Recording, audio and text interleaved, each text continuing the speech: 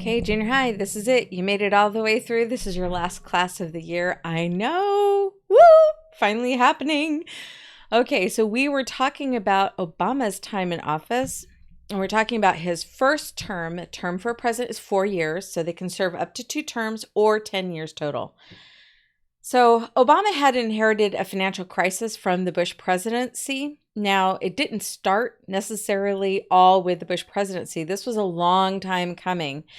We had difficulty with the economy under the first Bush president. We had a small rebound during the time of Clinton, and then a lot of people started living on credit at the end of Clinton's presidency. And then we were in a huge bubble during the first part of Bush's terms. By the end of the second term, that bubble burst. You had a lot of people living on credit. It was kind of a replay of the Great Depression, what was going on. People were living on credit. They were buying houses on margin. They were only paying a very small amount down. They were buying multiple houses, thinking that they could resell the house for a profit and then they could pay off the bank and make a profit at the same time. Yeah, it doesn't work like that. So people ended up owning 6 houses or 4 houses, or for, in case of me, 1 house. And then the bubble burst and suddenly all of these loans came due. What also ended up happening was people who really weren't good choices for loans, because banks actually look into a person's background, make sure they pay the bills on time before they loan the money. There were a lot of what they called junk loans, where they were giving loans out to people who really didn't have a lot to show that they could pay it back. And they would bundle those loans together, those junk loans, and they would sell them to another lender. And then that lender would hike up some of the prices, and people ended up losing their homes. I was one of the people who lost their home. It still bothers me today. The fact that we got a chance to get a loan and then our loan was sold. And as a result, our mortgage went way up to the point where we couldn't afford to pay our mortgage anymore. And we ended up losing our house. And that's not fair to anybody. We were trying to do what was right and we got messed up. So people began to sell their overpriced homes that they had bought earlier, but so many homes sold at one time causes the values of houses to crash, because all of a sudden you have a flood on the market. That's called having an overage. And when you have too many items for sale, the prices go down because you're anxious to sell them. You may have noticed at even Dollar Tree, after a big holiday, they'll have a whole cart full of holiday stuff. Like, for instance, we just had Easter recently. So if you had gone into Dollar Tree the week after Easter, you would have found carts full of Easter stuff marked half off. Half off at Dollar Tree is amazing. I mean, come on, it's 50 cents. But the reason for that is because there's an overage. They know they're not going to be able to sell that Easter stuff this year and they need the room on the shelf, and it doesn't pay to store that stuff for a year. You can't store some of it like chocolate candy. You can't store that for a year. So they'll sell it at a lower price, and you get the advantage of that. But that's what happens when you have an overage. So these beautiful houses were going for a much lower amount because nobody was buying. Everybody was struggling. What ended up happening too is just like what happened in the Great Depression, lenders were using the money that was in their banks to go and speculate as well. And a lot of people lost money from banks that went under, and it's just really awful. So this cartoon here, you see a house at the very bottom of this inverted pyramid, and it's talking about subprime mortgages. Those are mortgages that aren't really good mortgages. A mortgage is the payments you're making on the house. They added a lot of stuff to it. And here the homeowner is saying, I thought we were just buying a house, but instead we're actually propping up all of these other things. And that wasn't okay. A lot of people lost their stuff as a result of this. So Obama did inherit this financial crisis. One of the biggest problems with the financial crisis too was because everything else started to fall apart, not just with the housing, but like American Airlines was threatening to go bankrupt. Ford Motor Company, General Motors were about to go bankrupt. And the majority of conservatives in the United States were saying, well, okay, let them go bankrupt. Bankrupt doesn't mean you're out of business forever and ever. It means you're restructuring. Okay. Now, sometimes, in some cases, the bankruptcy is so complex and so it's a little too late to fix the company, so the company may have to sell to another owner. That's okay. It's okay to restructure and it's okay to sell.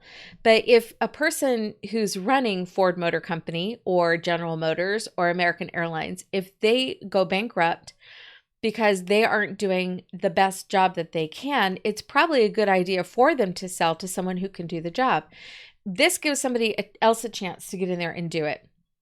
And so a lot of Americans who were conservative when it came to fiscal, that means money, when it came to fiscal issues, they were saying, well, go ahead and let them go bankrupt. Let them restructure. Okay. When a company calls for bankruptcy, when they declare bankruptcy, and it's not like on The Office when Michael Scott yells in the office, I declare bankruptcy. That's not the same thing. Okay. When they declare bankruptcy, they basically all of the bills that they owe to other people are frozen and they have to pay back some of them, but not all of them. So it gives them a little bit of a chance to say, okay, we've got to restructure here. We've got to see what we're doing. Now, if they had declared bankruptcy and the people they owed money to wanted a bailout, that would have been a little different than us just bailing out the entire company. The United States government ended up bailing out car makers in the United States, and also airlines in the United States. These are companies that make billions of dollars, and the U.S. government was bailing them out. And that made a lot of people in the United States really, really, really angry. And then when we found out that banks are being bailed out because they didn't use they weren't doing things properly, that made people really angry too. And it caused a lot of issues because the United States is a business-centered country. And when we can't trust our businesses, that really kind of hurts our footing. We get a little angry about that. But the United States government stepping in like that, it made people really wary. Like, oh, we're not really sure we want the government to be bailing out these huge companies. And that bailout started in the Bush presidency. Now, he was a conservative president, but he was not supported by most of other conservatives for that bailout. They did not like that bailout at all. Okay. Now, banks, we're talking about bailouts still. Obama's going to continue with that bailout because that side of the aisle, the Democratic side or the liberal side, doesn't have a problem really with bailouts. They don't mind lending or giving money to other groups. Okay. They kind of see the US government as a way to redistribute wealth. So they take tax money and they give it to people they think deserve it or need it. So banks did not have the cash they needed to fulfill their financial obligations. So in 2008, Bush, the guy who should be doing this, he used the Troubled Assets Relief Program in an effort to bail out the banks. And that angered a lot of people who lost their homes and they didn't get a bailout. They're like, wait. I was paying my mortgage and then my mortgage got sold to somebody else and my mortgage went so high up, and I lost my insurance on my house because it was sold to another group and I couldn't make my mortgage payments and I got kicked out of my house. Why in the world are you bailing out a bank when the bank is the one that kicked me out of my house? They're the ones that didn't do the right thing. And that's going to make a lot of people really, really angry. Okay, now Obama is going to continue those programs and he's going to try to get people back on a safe footing. By 2012, we still had a collapsing economy. We also had national healthcare issues. One of the biggest issues is a lot of insurance companies refused to cover people who had what they called pre-existing conditions. So a person who went to the doctor to get an examination so they could get healthcare, if they discovered something was wrong, they weren't going to be covered for the thing they found out was wrong because the healthcare insurance company wouldn't cover it, which seems a little ridiculous, but you have to remember that when people pay into health insurance, the health insurance is paying back their money. They're investing that money that's paid in over time, and they're using it to pay out to other people who need like surgeries and medical care and whatnot. So healthcare issues were becoming increasingly part of the limelight. People were saying there's something wrong with the American healthcare system. One of the biggest problems that was wrong with the American healthcare system is that the government got involved in so much of it that all the prices went up. When the government offers to pay an institution money, offers to grant them money if they do certain things, then the institution always raises its prices. The same thing happened in colleges. Colleges today are extremely expensive because there's so much government money going into colleges. And so the colleges just hike up the cash. They hike up the tuition. They hire people for teaching jobs that are really expensive salaries. It's just nuts. It's gotten to the point now where people are leaving colleges $100,000 in debt, and that shouldn't be. You should be able to work a job and go to college at the same time. But a lot of that's because of government funding being brought into the colleges. It doesn't really help as much as people think it does. There were also increasingly strained race relations because even though when Barack Obama was voted in, the majority of Americans wanted to see him succeed, there was almost like this backlash from him and the White House.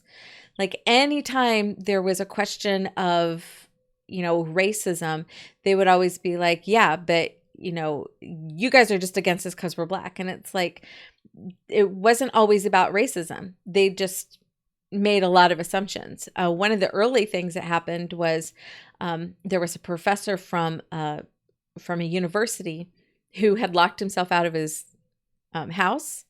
And a police officer who was patrolling the neighborhood saw a man opening a window and crawling through. And so he stopped and started talking to the guy and said, what are you doing? He's like, oh, I live here. Well, do you have proof of that? And the police would ask anybody that question, but the man who was being questioned made it sound like the police just, questioned me because I'm Black. Well, that's not why. It was because you were crawling through a window. Okay.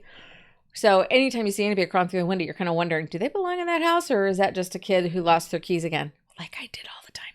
Okay. But so race relations are becoming more and more strained. The president wasn't on the side of the police. And as a result, anytime there was any kind of police shooting or arrest of a Black criminal or a Black person who was just being accused, there's the word, accused, it was automatically jumping to, well, the police are racist, even though a large portion of the police force is Black. So that became an issue as well. So because of these issues with the collapsing economy, nationalized healthcare issues, strained race relations, which we were hoping we'd been, had come out of it, but now it was coming back even harder than it was before, Mitt Romney of Massachusetts promised to bring change, but Obama was reelected. Here's one of the biggest reasons that Mitt Romney was not elected, besides the fact that he was kind of robotic. He had a background in business, which is a good thing. It's a good thing for a president to have a background in business because we are a business-based economy. But he was connected to a lot of really, really big businesses. And at this time when the economy was in collapse, people looked at big businesses as being the people who caused the economy to collapse because they had manipulated the market, because they had lent money to the wrong people and closed down other people and, took people's homes away. So people looked at that and they said, we don't trust anybody in finance right now.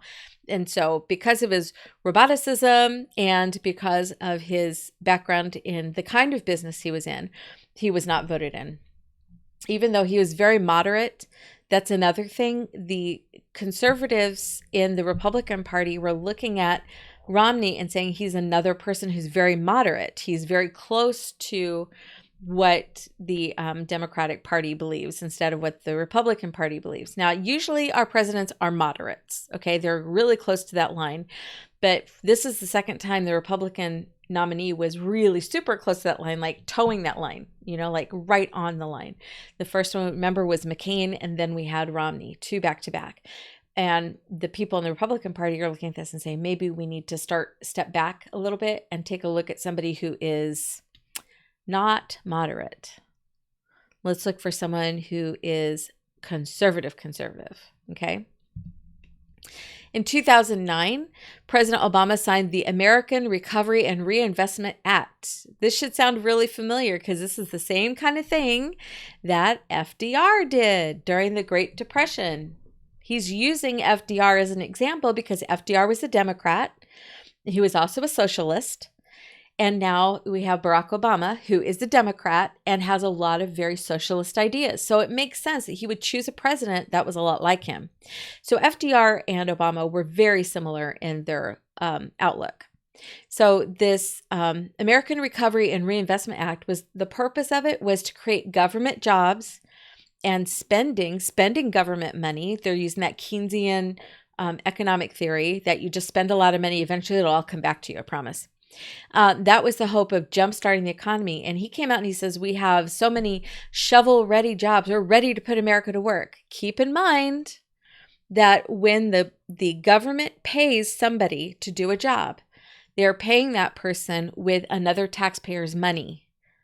The government doesn't actually have businesses that make money in and of itself.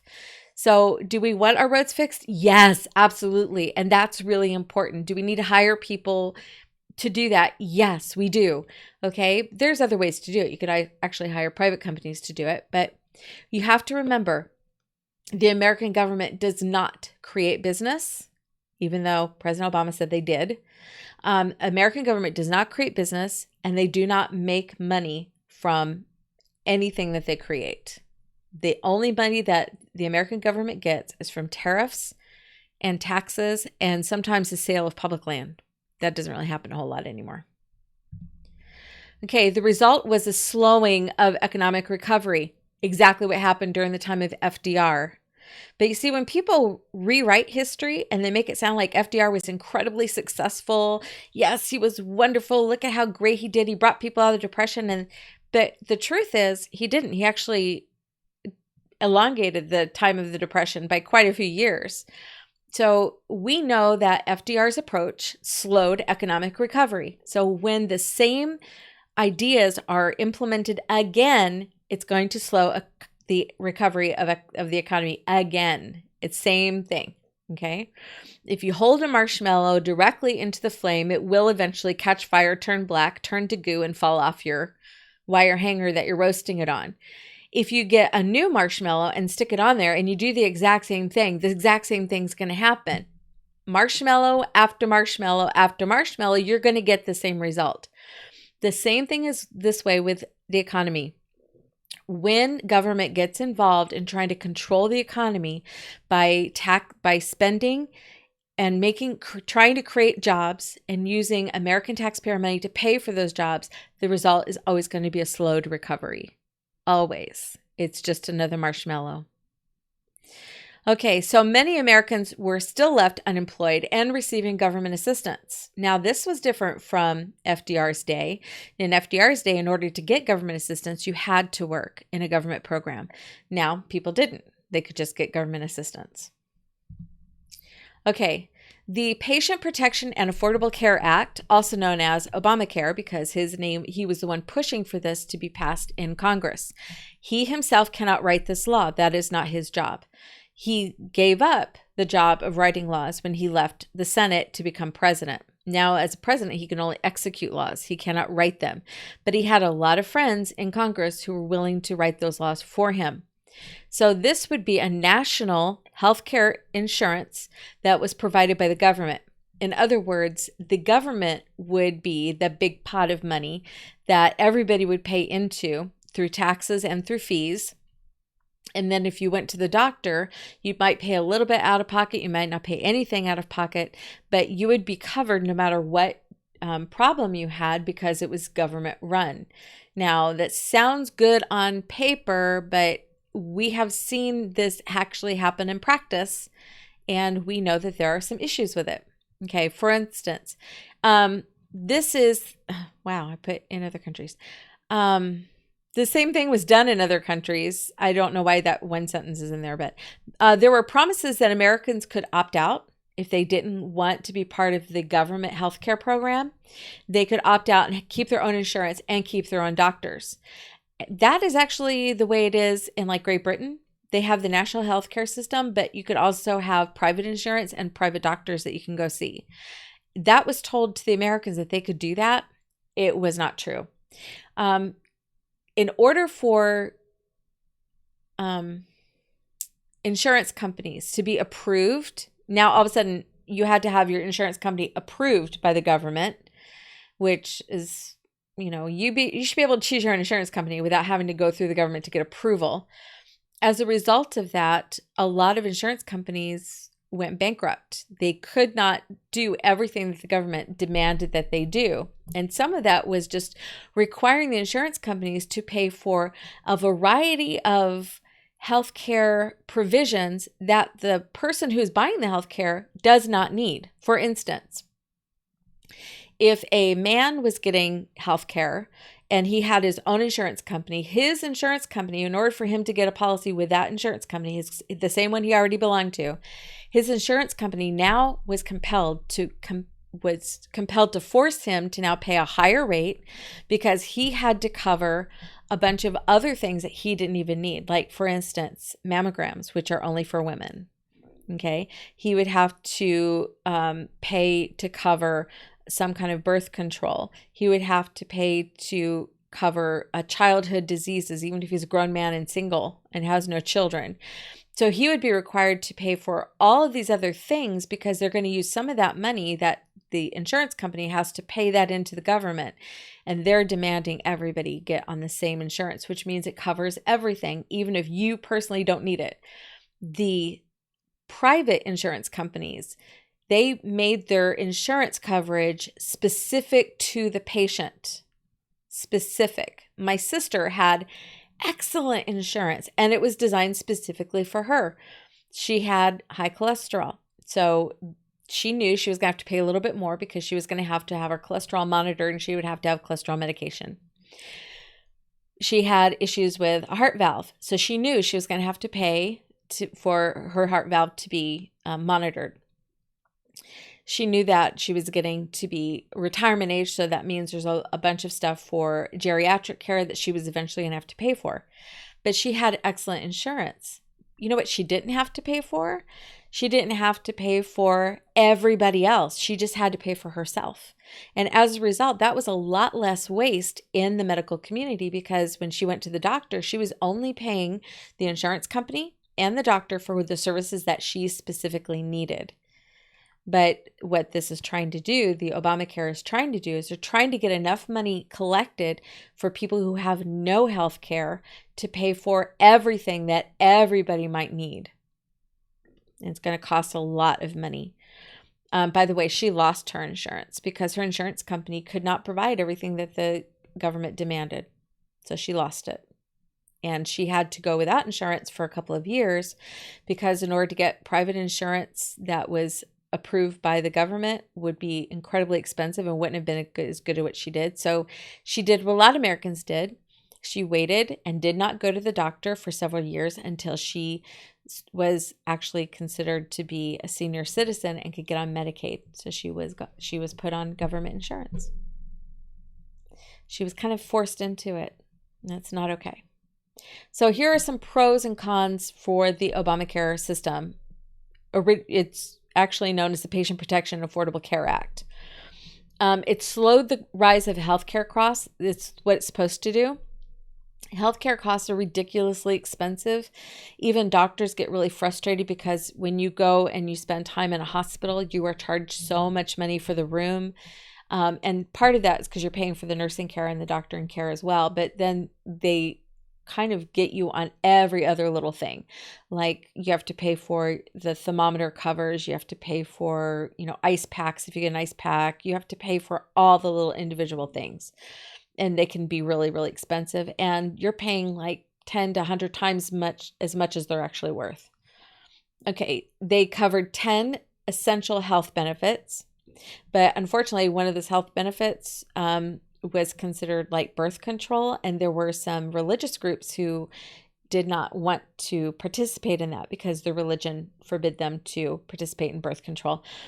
There's a group of nuns called the Little Sisters of, I think they're Little Sisters of Poverty, and they are a religious and charitable organization part of the Catholic Church, and they refused to pay for Obamacare because it demanded the payment for birth control and abortion, and they said we can't be on board with that because it goes directly against our belief, and they were sued as a result by the U.S. government. So stupid. Okay, children were allowed to stay I'm sorry, coverage for pre-existing conditions was now covered.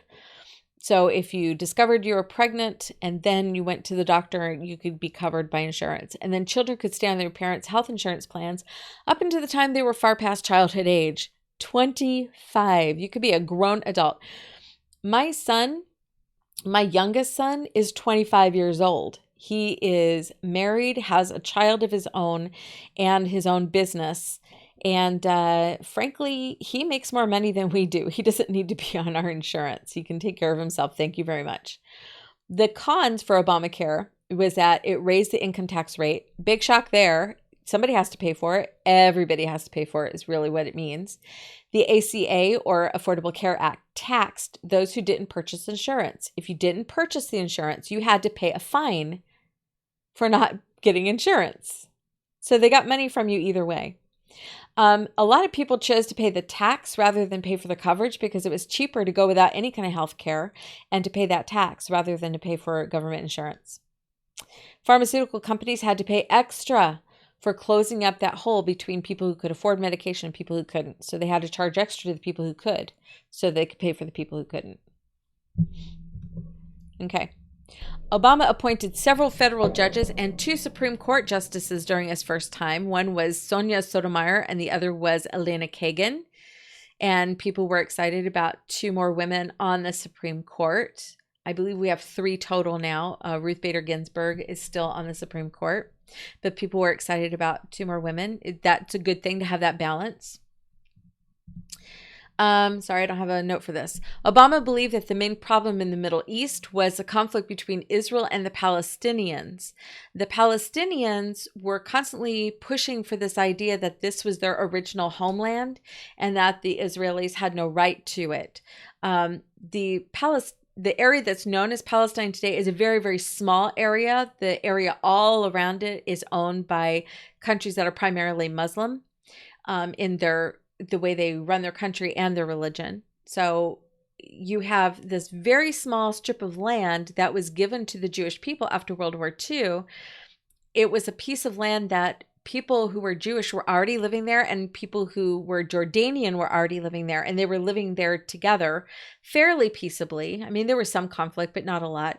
But then after that piece of land was given to Israel to have their own land again, because after you have to remember during World War II, people didn't have a place to go. So they were stuck in places like Germany during that time when Hitler was going after people.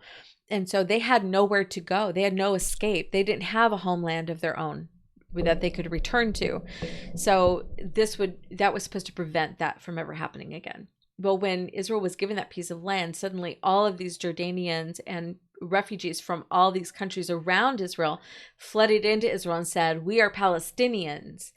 People didn't call themselves Palestinians until Israel was being given that land. Okay. But the Palestinians are saying, "Hey, we've been here all along. It's not our fault the Jewish people left." Okay. So they want that piece of land for themselves to make it a country called Palestine. Now, Israel has offered on 5 different occasions to share that land with the Palestinians. They call it a 2-state system. Palestine has rejected it 5 times. Finally, Israel gave up a few pieces, little bits of land, and they said, okay, here, you can have this area, you can have this area. The Palestinians used those areas as bases to target and fight against Israel. So it doesn't work, okay? The Palestinians do not want Israel even on the map. They don't want it to exist. The Prime Minister, Benjamin Netanyahu, he was pressured by our president to conform to a list of demands, and the result was a decline of support among Jewish Americans who knew the history and said, we don't want to be part of that. During his campaign, Obama stated he did not believe the U.S. should have gone to war with Iraq.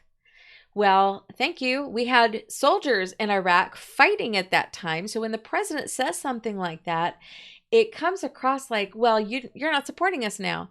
And here's the thing. He was actually in the Senate when this was voted on, and he was one of the people who said yes. He agreed. Okay. By 2011, all U.S. troops were withdrawn from Iraq. In 2011, Obama also signed a new START, that's the Strategic Arm Reduction Treaty, with Russia's prime minister. Dmitry Medvedev, it agreed to drastically reduce the number of missiles and nuclear warheads in both the US and Russia. Okay, we've seen that kind of thing happen before, and it's never really worked between us and Russia because they just tend to do what they want anyway. Sorry I don't have illustrations, but we're almost done, so let's get this done. By 2014, Russia threatened to take over Crimea, which is a little section of land next to their border. President Obama issued a warning, but Russian troops were sent into Ukraine anyway. And then they were looking at us and saying, well, what are you going to do about it? Nothing. We'll say, you shouldn't do that, but we're not going to really help anybody. Okay. In 2016, Hillary Clinton again ran for president, and her biggest contender was her fellow Democrat, Bernie Sanders. Bernie Sanders goes to the extreme left of the Democratic Party. In fact, he calls himself an independent. He is not what is typically seen as independent, for like there's an independent party, but he considers himself actually more of an independent than a Democrat. But he is so far socialistic, he is communistic. He wouldn't mind to have. In fact, a lot of his people have openly threatened to imprison people who are on the conservative side until they could be re-educated. They said the gulags aren't such a bad thing. You know, they're using Russia as their model there. It's not good. Communist Russia is their model. So Bernie Sanders was in the lead, even though he had these extreme leftist views. Hillary was a little more moderate, but the two of them are running against each other. But Sanders was in the lead through much of the campaign. And then all of a sudden at the Democratic nomination, Hillary got the nomination. And everybody went, how did that happen? And a lot of people were really angry. And they said that basically she stole that nomination from him. Whether that's true or not, I don't know. But he had a really big following. She had a really big following. And she was chosen to be the next contender. But she's going to have a lot that she has to overcome to run as president. She had served under Barack Obama as the Secretary of State. She wasn't the first female Secretary of State. That was Madeleine Albright. But she was a female Secretary of State. She got into a couple of scrapes while she was Secretary of State. I mean, she is talking to people on foreign soil, so she made a couple of errors there. But the biggest issue was when our embassy, I was trying to say embassy and I knew that wasn't right. Our embassy in Libya was being surrounded and threatened, and she was specifically asked for help. Okay, the ambassador there said, we need help. You need to send somebody right away. We are under attack. There is an attack happening right now. We need help. It's happening. And she refused to send them any aid.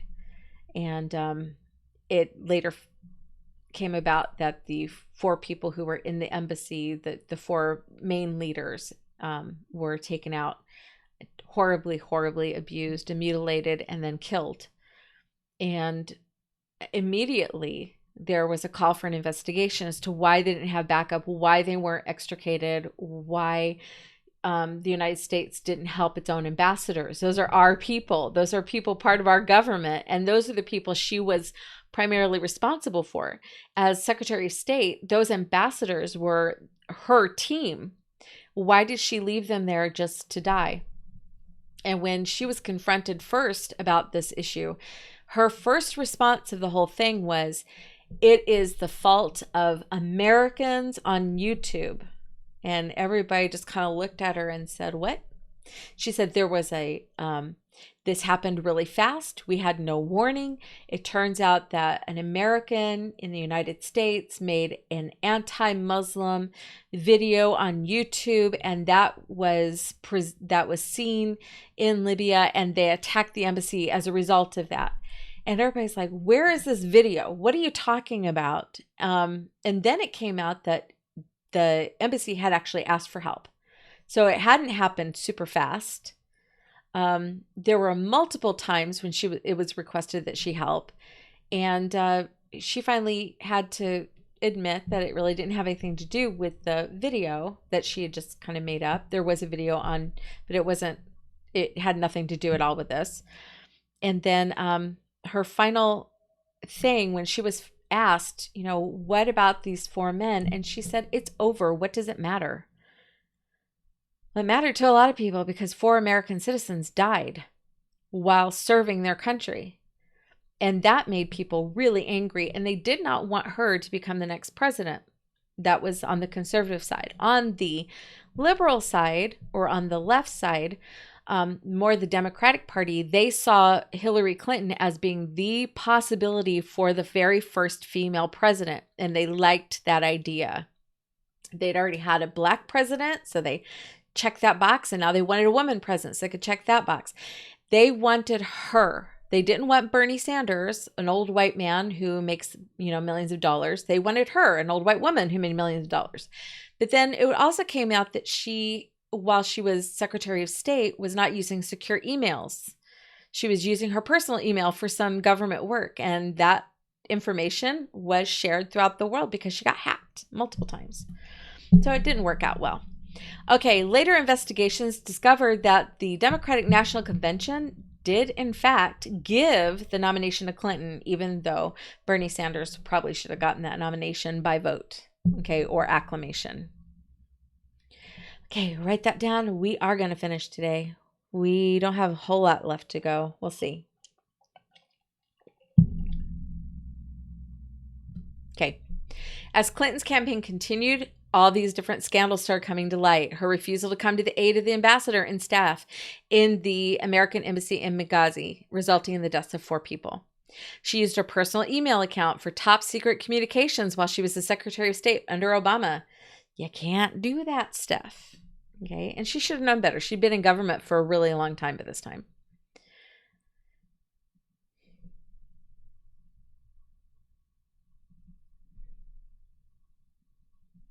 I know you've got a lot to do, but when we're done, you can always rewind and get those notes if you need to. It was also discovered that she destroyed evidence when she realized she was under investigation by deleting her emails. She smashed her phones. She used BitBleach program on her personal computers. She was also found to have sold enriched uranium to Russia. Enriched uranium is used for nuclear weapons, not for nuclear power. And then it was discovered that the Clinton Foundation, which was run by her and her husband and her daughter, they were using their charity funds for personal expenses. Like, for instance, their daughter's wedding cost $1 million.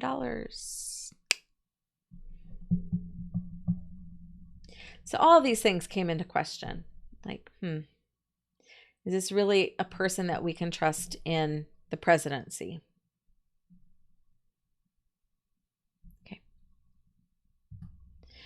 The top Republican contender for president was somebody who had tried before, didn't make it onto the platform, and then kind of stepped back for a little bit. And now he was coming back even stronger than ever. And that was Donald Trump. He was a multi-billionaire. He was a respected business owner. He was a writer. He was a TV personality. He was a prominent member of New York society.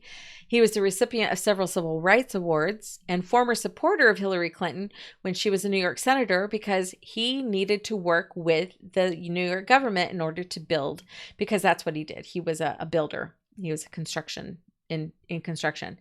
Now, he gets blamed a lot of times for, a lot of his businesses went bankrupt. He would purchase businesses that needed an investor and then realized once he got in there that they weren't set up properly, and he would allow them to go bankrupt, and then he'd restructure them, which is what you're supposed to do with a business that's bankrupt. Okay. With that looks like it's going bankrupt. That's what he did. And sometimes he just said, this business isn't worth saving, and let it go bankrupt and walked away and got the other people jobs somewhere else. But this was the next guy. Now, when we talk about him as a TV personality, he had one of the top ranked TV shows in American history. It was called The Apprentice, where he got people who were in business together, and their job was to come up with business plans, business ideas. He would give them little tasks. Okay, you're going to make money here. Let's see who makes the most money doing this business. And as a result, he was loved by Hollywood. Everybody wanted to be his friend. Huge member of New York society because he rebuilt the Plaza Hotel, which was an iconic New York landmark. He also arranged for the rebuilding of the skating rink in Central Park. That had actually gone, it had really decayed and it was bad and had been closed down. He said, no, the people of New York need that skating rink. That's an important thing for families to do during the wintertime. So he paid out of pocket to get that done. And he did this with a lot of stuff in New York City. He paid to fix things in New York. And now he was looking to become president. But he did not want to be president on the Democratic ticket, even though he had been Democratic in the past. He was frustrated with the way Democrats were running New York City. So he said, okay, then I'm going to go as a Republican. That made them angry and they turned on him. The same people who had their picture taken with their arms around him saying he is the greatest guy in the world now said he's a racist. He's not. He's, a womanizer. Yeah, he had a past with women, let me tell you, but he is happily married now. People change. He is, just crude. He's a New Yorker, for crying out loud. He lives exactly the way everybody else in New York does. But people just turned on him big time. So when he became a Republican, all of his former Democratic friends and the media turned on him completely. They underreported the Clinton scandals to make him look like he was the one actually being investigated instead of her. They overreported on anything they could dig up on Trump, even if it was complete fabrication. It turns out that one of those things was somebody wrote a completely fabricated, that means a lie, in a magazine. And no, it wasn't in a magazine yet. They came up with a lie. They said it to a reporter.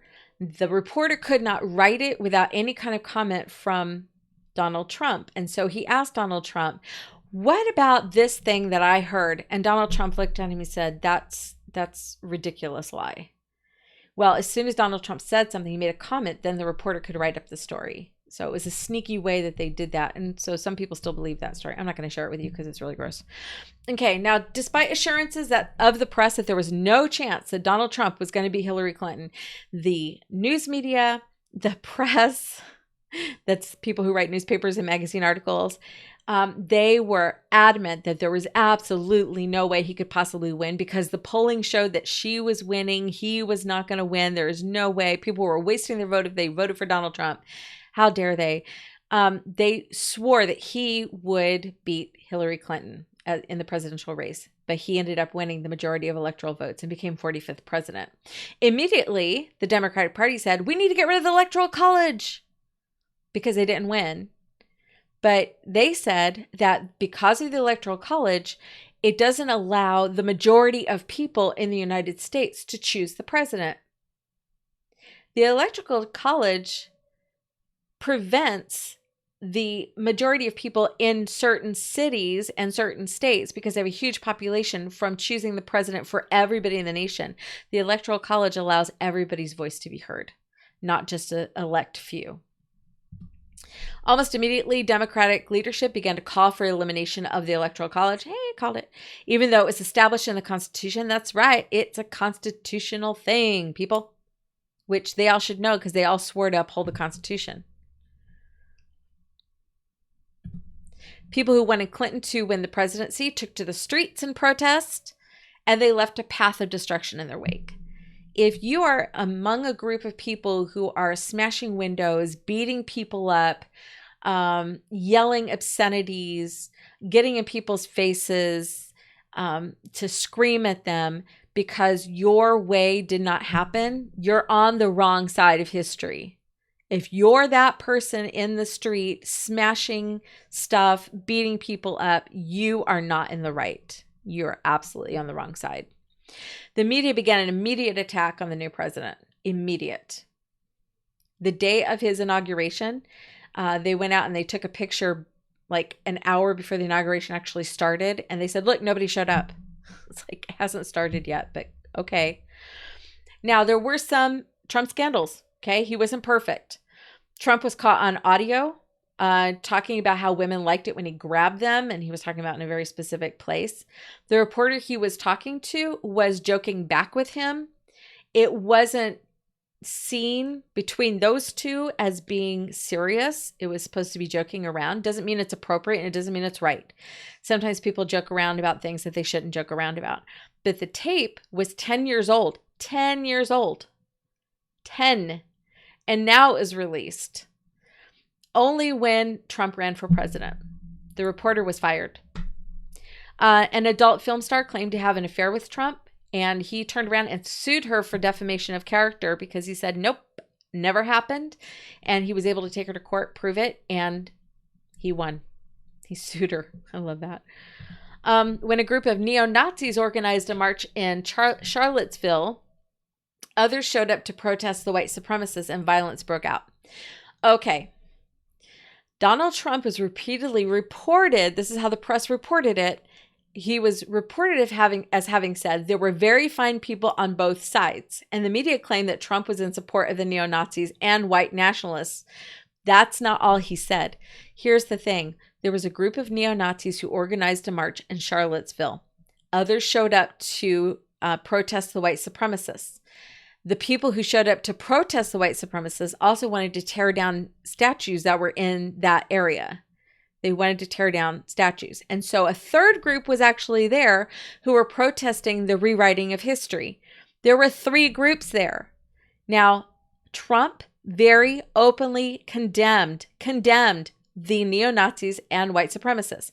He said, aside from them, there were some really good people on both sides. On both the people who were trying to preserve history and the people who were protesting the white supremacists. He never said that the white supremacists in Charlottesville and the neo-Nazis were good. Never said they were fine people. That didn't happen. The interview or the press conference was tweaked to make it sound like he said it.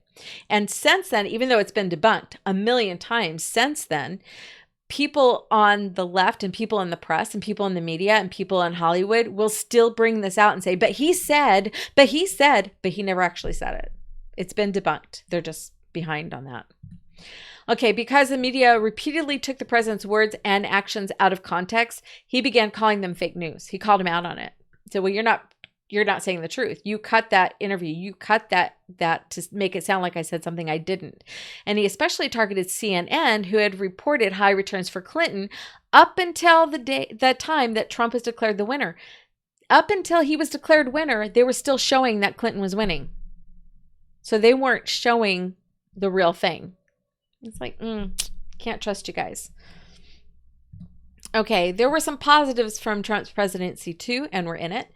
He created 4 million jobs. Now, he personally did not create them because the government doesn't create jobs. What happened instead was he relaxed some regulations and some taxes on businesses so they could create jobs. That's how you do that. As a result of those 4 million jobs created by the people of the United States, not the government, there was lower unemployment for the first time in decades. There were more manufacturing jobs growing at the fastest rate in more than 3 decades. That's 30 years, people. High economic growth. Unemployment was at a 49-year low. Median household income was the highest ever recorded. 3.9 million were lifted off of food stamps because they could now afford to pay for their own food for their family. And then the ACA mandate was lifted, and I have to actually look that up because I don't remember anymore what the ACA is. Oh, yes, I do. It's the Affordable Care Act. The Affordable Care Act mandate was lifted. You didn't have to purchase government insurance. You could buy your own insurance. Okay.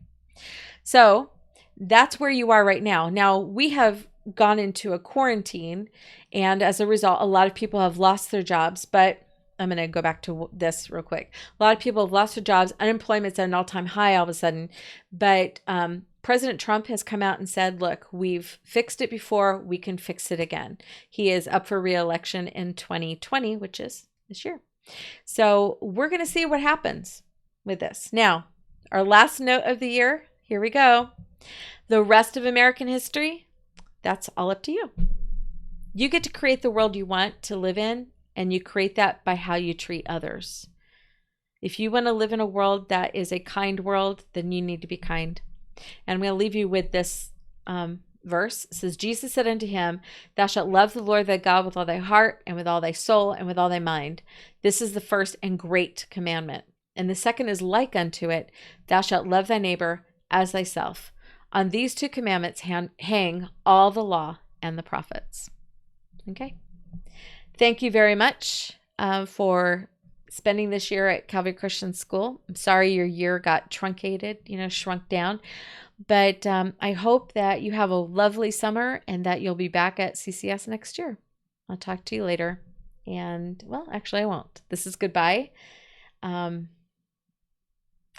bless.